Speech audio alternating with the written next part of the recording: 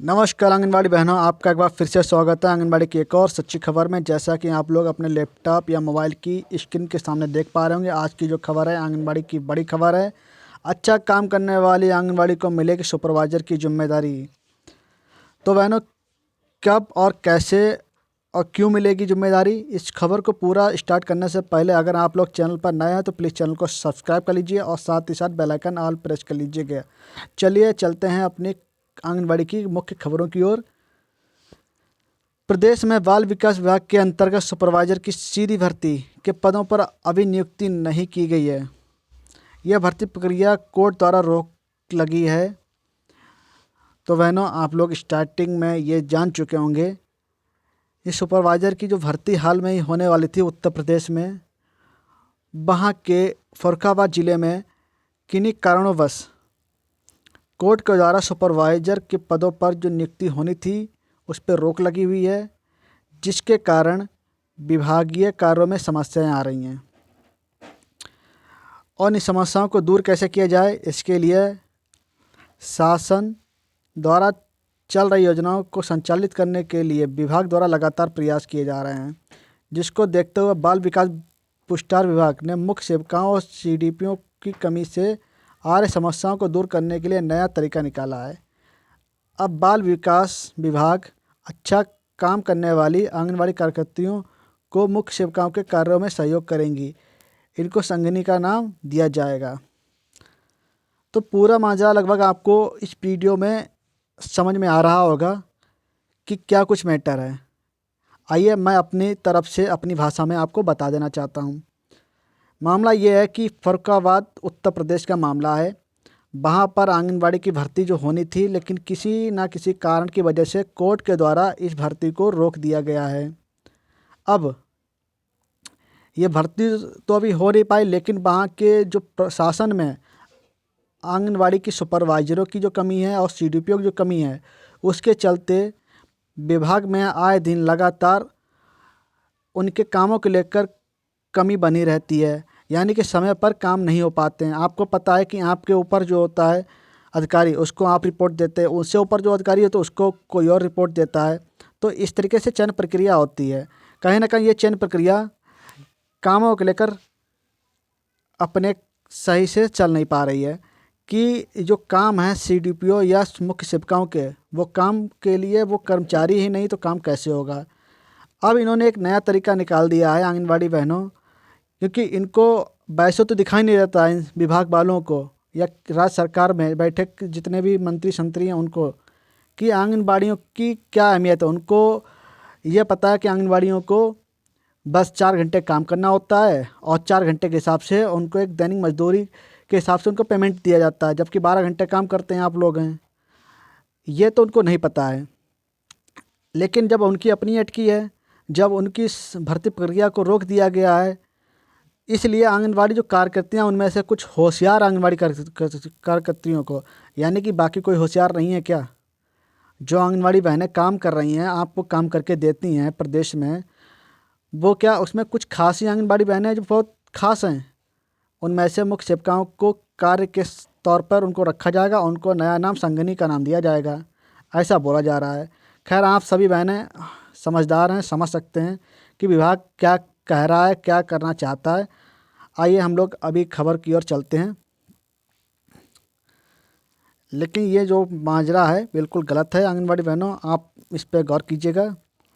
फरुखाबाद में वर्तमान समय में कुल 1752 केंद्र संचालित किए जा रहे हैं। जिले की 8 परियोजनाओं में आंगनबाड़ी केंद्रों की संख्या अनुसार 71 मुख्य सेविकाओं की नियुक्ति होनी चाहिए, लेकिन इसके सापेक्ष जिले में मात्र 16 मुख्य सेविकाओं पर 1752 आंगनबाड़ी केंद्रों की बड़ी जिम्मेदारी दी हुई है, जिसके कारण आंगनबाड़ी केंद्रों से जुड़ी गतिविधियां और जिला स्तर पर मांगी जाने वाली रिपोर्ट देने में काफ़ी समस्या आ जाती है।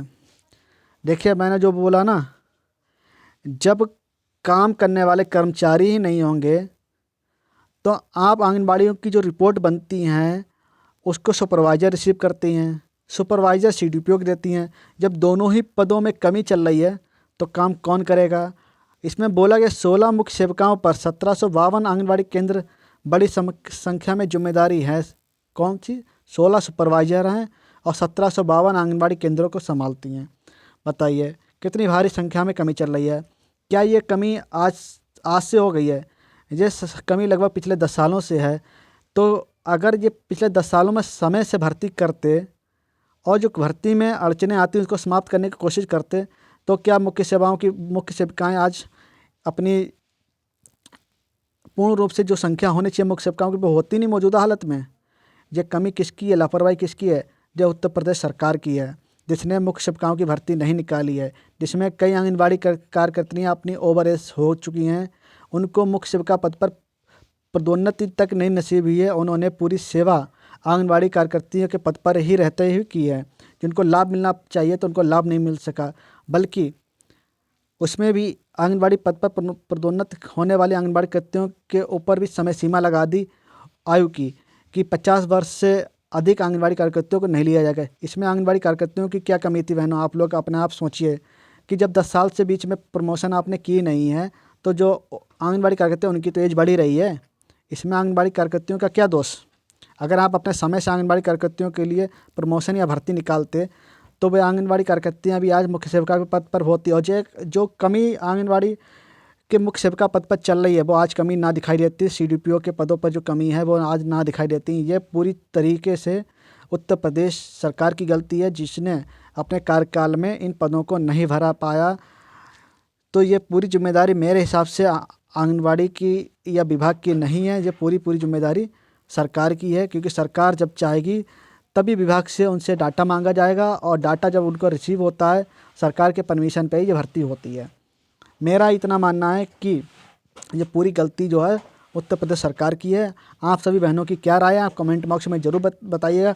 क्या सरकार की लापरवाही की वजह से आंगनबाड़ी के पदों पर कार्य कर रही आंगनबाड़ी कार्यकर्तियाँ प्रमोशन जिनका नहीं हो पाए, जो ओवर एज हो गए हैं, उनके लिए ये नुकसान है या नहीं है? आप आंगनबाड़ी बहनें जरूर कमेंट में बताइएगा। इन सब समस्याओं को देखते हुए जिला विभागीय स्तर से मुख्य सेविकाओं के काम को सुचारू रूप से चलाने के लिए कार्यकर्तियों का सहयोग लिया जाएगा। जिले में अच्छा कार्य करने वाली 58 आंगनबाड़ी कार्यकर्तियों का चयन किया गया है। इन चयनित वर्करों को आंगनबाड़ी संगनी का नाम दिया गया है। अब ये 58 संगनी मुख्य सेविकाओं से समन्वय बनाते हुए विभागीय कार्यों को करेंगे, जिससे किसी भी परियोजना के कार्य लंबित ना हो। यानी कि जो 58 संगनी मुख्य सेविकाओं के समन्वय बनाते हुए, यानी समन्वय मतलब जो मुख्य सेविकाएँ हैं मौजूदा हालत में कार्यरत अपने कार्यों पर, उसमें से जो आंगनबाड़ी कार्यकर्तियों को पद दिया जाएगा मुख्य सेवक संगनी के तौर पर, वो मुख्य सेविका जो कार्यरत हैं उनसे सहयोग लेकर अपने विभाग के कार्य को आगे बढ़ाएंगी।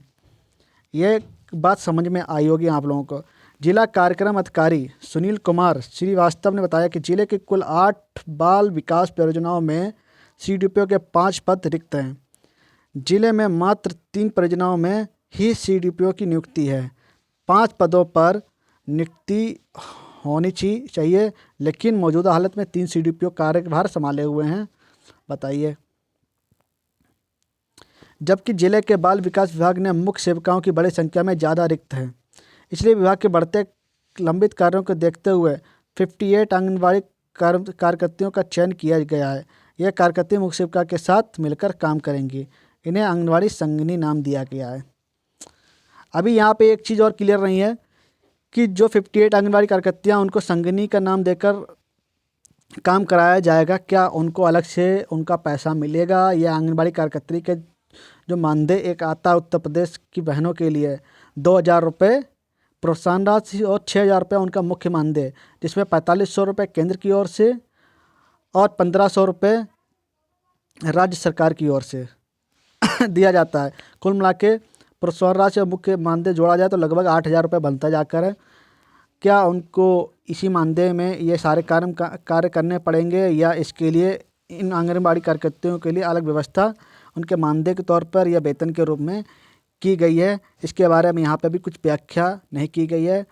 आप सभी बहनें इसके बारे में विचार करें और फिर इस संगनी नाम को आप प्राप्त करें। मेरा तो यही कहना है, बाकी आपकी अपनी मर्जी। वीडियो पसंद आई हो तो वीडियो को लाइक, कमेंट और शेयर कीजिएगा। आइए चलते हैं। अभी के लिए बहुत बहुत धन्यवाद कि आप लोगों ने ये पूरा वीडियो देखा होगा। मिलते हैं अगली नई वीडियो के साथ आंगनबाड़ी की एक और सच्ची खबर के साथ।